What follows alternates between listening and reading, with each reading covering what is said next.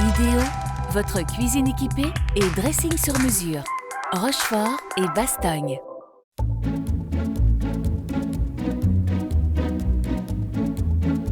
Salut à tous, bienvenue dans Easy. Nous sommes toujours avec David Quasman, notre chef dinantais. Salut David. Bonjour Arnaud. Qu'est-ce qu'on va faire aujourd'hui? On va travailler sur une crème anglaise décor. Donc c'est une Décor. crème anglaise qui va servir à mettre une petite touche sur une charlotte au chocolat, sur une île flottante, D'accord. ou que sais-je, un bavarois.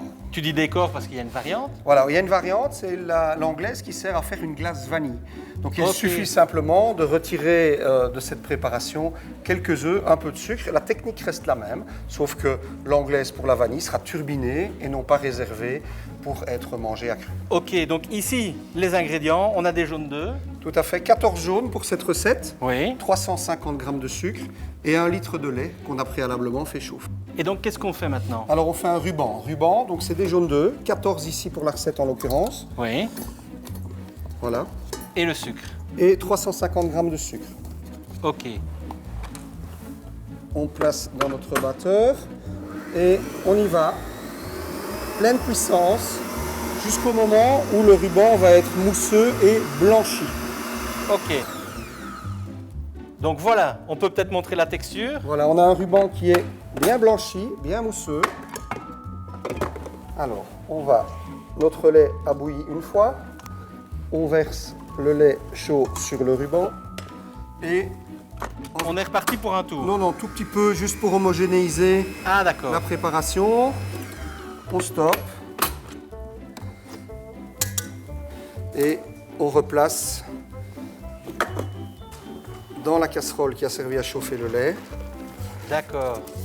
Et là, on va lancer ce qu'on appelle une cuisson à la nappe. La cuisson à la nappe, en fait, quand on va soulever de la matière et passer son doigt sur la spatule, on doit Avoir la avoir trace quelque du doigt. chose de marqué. Oui, D'accord. tout à fait.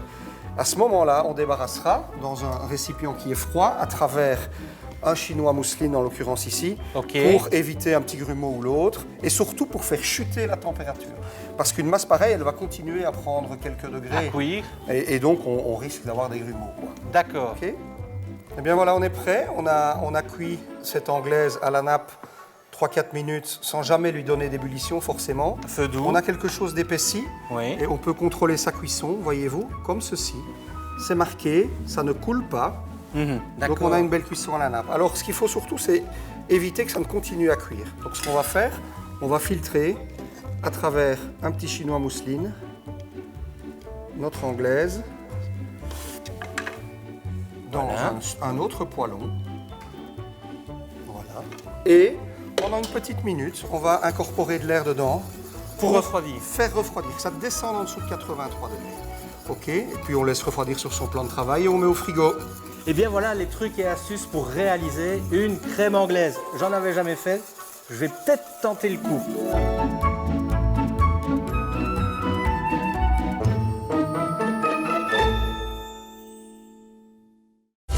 Idéo, votre cuisine équipée et dressing sur mesure. Rochefort et Bastogne.